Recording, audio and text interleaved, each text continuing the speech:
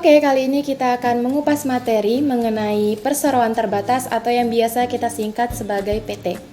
Menurut Undang-Undang Nomor 40 Tahun 2007 tentang perseroan terbatas yang selanjutnya disebut perseroan adalah badan hukum yang merupakan persekutuan modal, didirikan berdasarkan perjanjian, melakukan kegiatan usaha dengan modal dasar yang seluruhnya terbagi dalam saham, dan memenuhi persyaratan yang ditetapkan dalam undang-undang ini serta peraturan pelaksanaannya.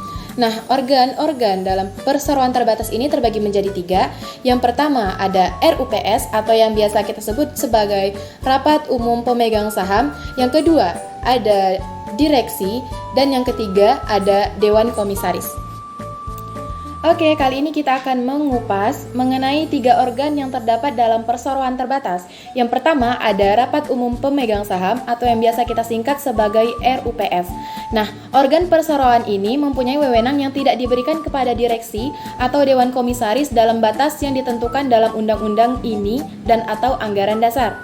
Organ yang kedua yaitu ada direksi yang merupakan organ perseroan yang berwenang dan bertanggung jawab penuh atas pengurusan perseroan untuk kepentingan perseroan, sesuai dengan maksud dan tujuan perseroan serta mewakili perseroan, baik di dalam maupun di luar pengadilan sesuai dengan ketentuan anggaran dasar. Nah, organ yang ketiga yaitu ada Dewan Komisaris yang merupakan organ perseroan yang bertugas melakukan pengawasan secara umum dan atau khusus sesuai dengan anggaran dasar serta memberi nasihat kepada direksi. Nah, untuk mendirikan sebuah PT, ada beberapa hal yang harus kita perhatikan sebelum kita mendirikan sebuah PT.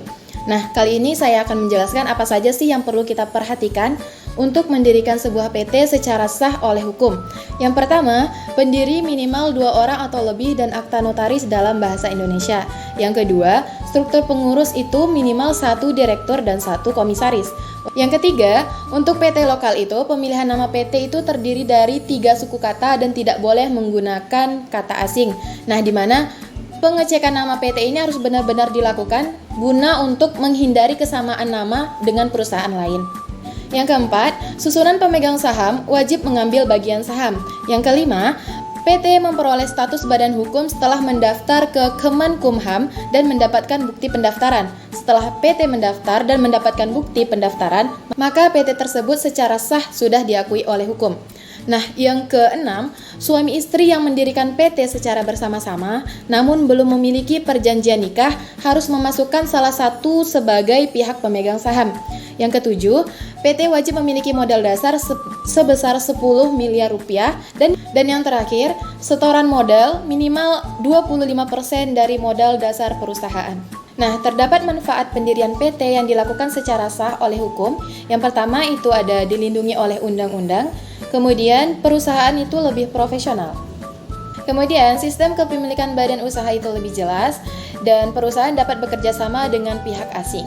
Berdasarkan Undang-Undang Pasal 66 Ayat 1 Tahun 2007 tentang perseroan terbatas, laporan tahunan perseroan terbatas harus memuat yang pertama, yaitu ada laporan keuangan, yang kedua, laporan mengenai kegiatan perseroan, yang ketiga, laporan pelaksanaan tanggung jawab sosial dan lingkungan, yang keempat, rincian masalah yang timbul selama tahun buku yang mempengaruhi kegiatan usaha perseroan. Yang kelima, laporan mengenai tugas pengawasan yang telah dilaksanakan Dewan Komisaris selama tahun buku yang baru lampau. Yang keenam, ada nama anggota direksi dan anggota Dewan Komisaris. Yang terakhir, gaji dan tinjauan bagi anggota direksi dan gaji atau honorarium dan tunjangan anggota Dewan Komisaris perseroan untuk tahun yang baru lampau. Standar akuntansi keuangan tersebut merupakan standar yang ditetapkan oleh Organisasi Profesi Akuntan Indonesia dan diakui oleh Pemerintah Republik Indonesia. Baik, kita masuk ke materi selanjutnya, yaitu tentang anggaran dasar dan perubahannya.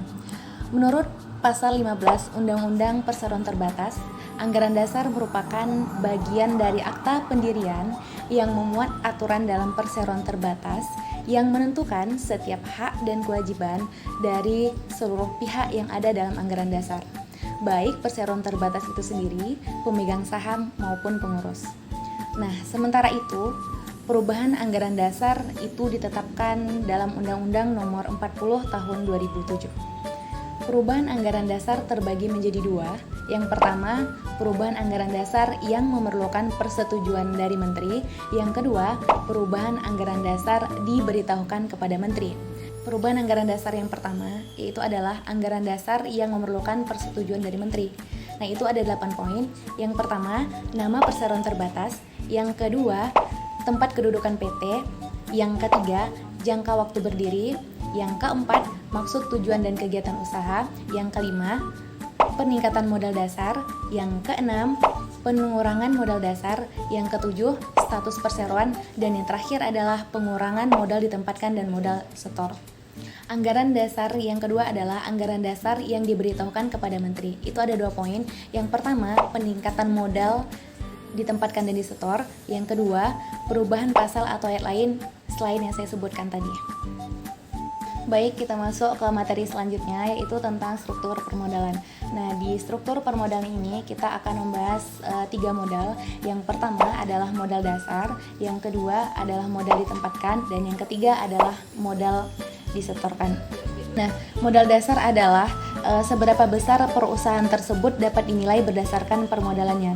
Ini diatur dalam pasal 30 sampai dengan 31 Undang-Undang Nomor 40 tahun 2007.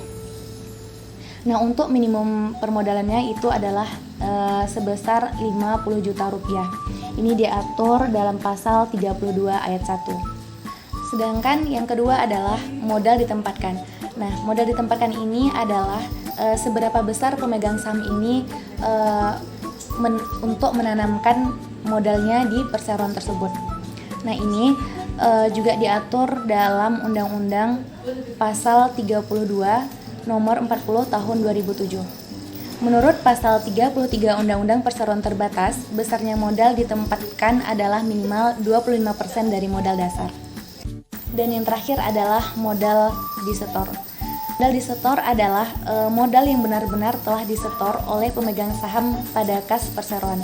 Nah, ini juga diatur pada pasal 34 Undang-Undang Nomor 40 Tahun 2007. Nah, untuk penyetoran modal disetor ini itu bisa berbentuk uang ataupun berbentuk lainnya. Ini juga dijelaskan pada pasal 34 ayat 1. Baik, itulah tadi materi seputar anggaran dasar perseroan terbatas dan perubahannya serta struktur permodalan perseroan terbatas. Semoga bermanfaat. Nah, selanjutnya saya akan menjelaskan tugas dan kewenangan dari RUPS atau Rapat Umum Pemegang Saham.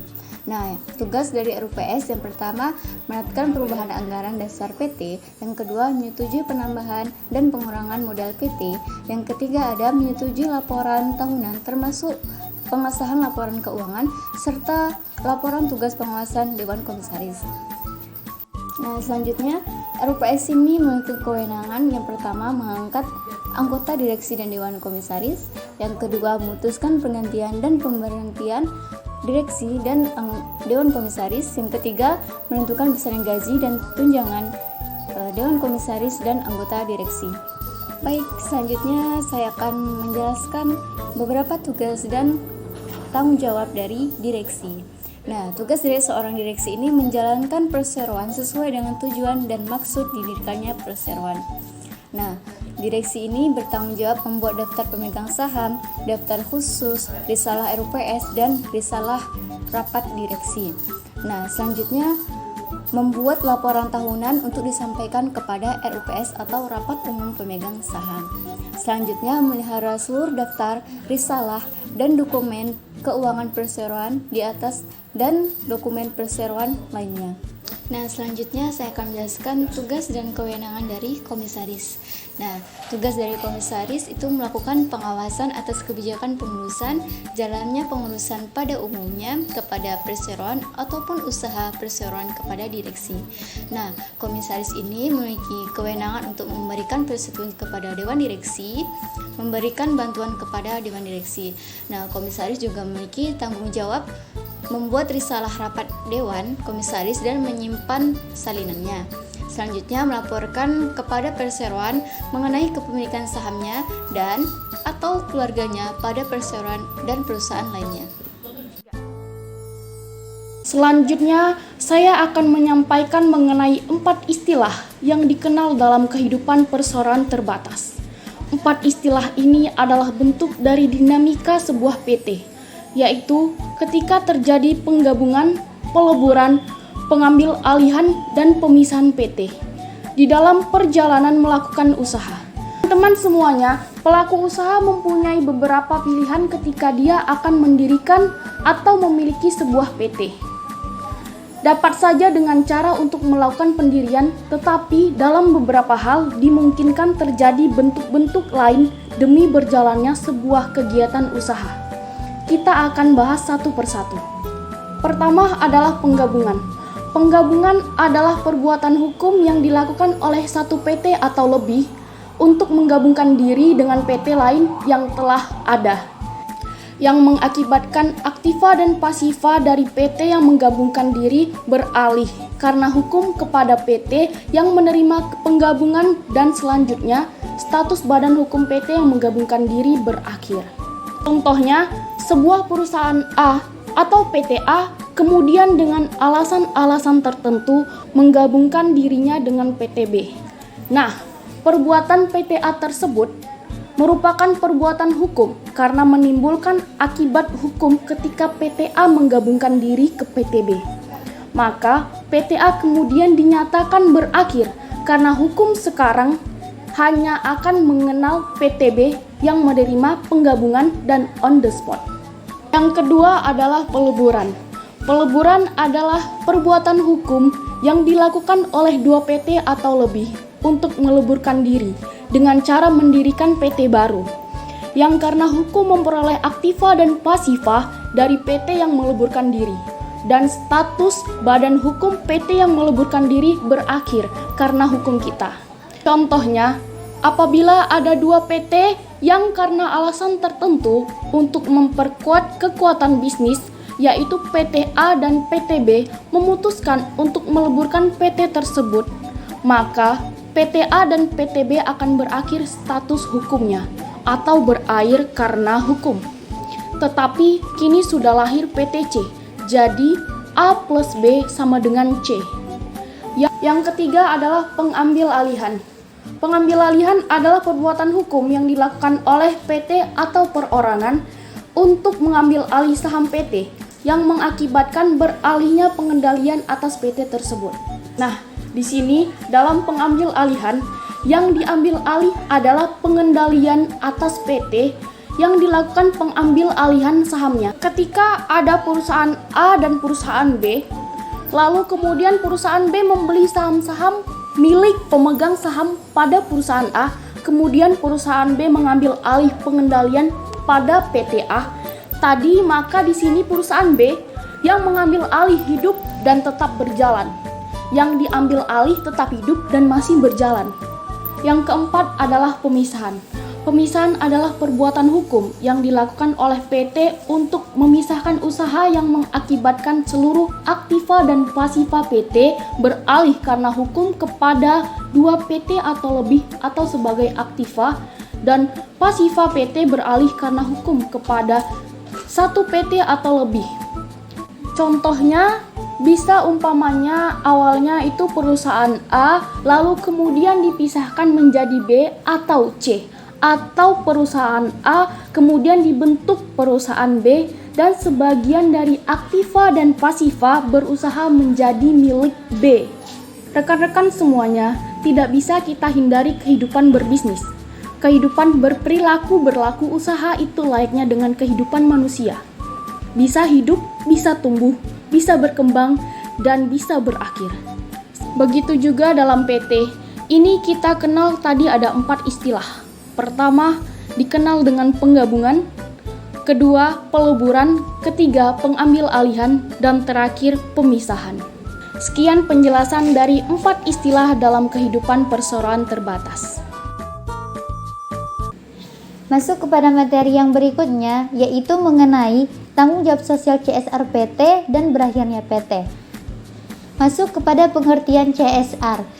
Tanggung jawab sosial atau Corporate Social Responsibility yang biasa disingkat dengan CSR adalah suatu konsep bahwa organisasi Khususnya perusahaan memiliki tanggung jawab atas konsumen, karyawan, pemegang saham, dan lingkungan di mana ia mendirikan perusahaan tersebut, yaitu dalam segala aspek operasional perusahaan seperti masalah-masalah yang berdampak pada lingkungan. Contohnya, masalah seperti limbah, polusi, keamanan produk, dan tenaga kerja. Pengertian CSR ini dapat pula dilihat dalam Undang-Undang Nomor 40 Tahun 2007 tentang Perseroan Terbatas atau UU PT pada pasal ayat 1 ayat 3 yang menyatakan sebagai berikut. Tanggung jawab sosial dan lingkungan adalah komitmen perseroan untuk serta dalam pembangunan ekonomi berkelanjutan guna meningkatkan kualitas kehidupan lingkungan yang bermanfaat, baik bagi perseroan itu sendiri, komunitas setempat, dan masyarakat pada umumnya. Mengapa tanggung jawab perusahaan ini dibentuk dalam CSR? Tanggung jawab ini dibentuk dalam CSR guna menjaga nama baik perusahaan agar perusahaan memiliki citra dan nama baik di mata masyarakat dengan menampilkan bahwa perusahaan adalah pihak yang bertanggung jawab. Kemudian kita bertanya, apa akibat jika perusahaan tersebut tidak bertanggung jawab? Akibat yang didapat jika perusahaan tersebut tidak bertanggung jawab adalah perusahaan tersebut tidak dianggap warga di mana ia mendirikan perusahaan itu. Karena lingkungan menjadi kotor dan tidak nyaman akibat warganya yang tidak bertanggung jawab terhadap kebersihan lingkungan. Kemudian seringnya terjadi tindak kriminalitas antar warga karena tidak saling menjaga satu sama lain. CSR diatur dalam Undang-Undang Nomor berapa?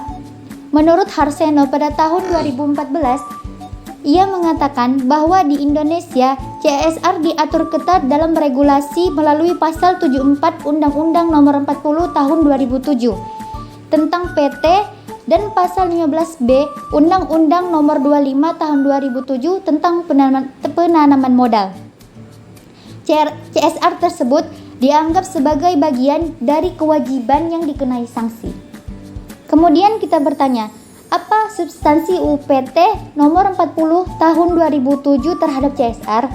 Pada bab 5 pasal 74 Undang-Undang Nomor 40 tahun 2007 tentang perseroan terbatas atau UU PT mengatur mengenai tanggung jawab sosial dan lingkungan, di mana perseroan yang menjalankan kegiatan usahanya di bidang dan atau berkaitan dengan sumber daya alam wajib melakukan tanggung jawab sosial dan lingkungan.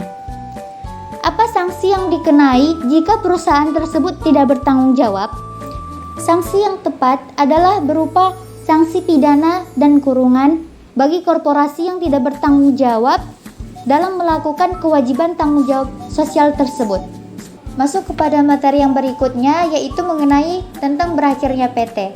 Menurut pasal 142 ayat 1 Undang-Undang Nomor 40 Tahun 2007 tentang Perseroan Terbatas atau UU PT mengatakan berakhirnya perseroan karena yang pertama, berdasarkan keputusan rapat pemegang saham atau RUPS. Kedua, karena jangka waktu berdirinya yang ditetapkan dalam anggaran dasar telah berakhir. Yang ketiga, berdasarkan penetapan pengadilan. Kemudian yang keempat, dengan dicabutnya kepailitan berdasarkan putusan pengadilan niaga yang telah mempunyai kekuatan hukum tetap. Harta pailit perseroan tidak cukup untuk membayar biaya kepailitan.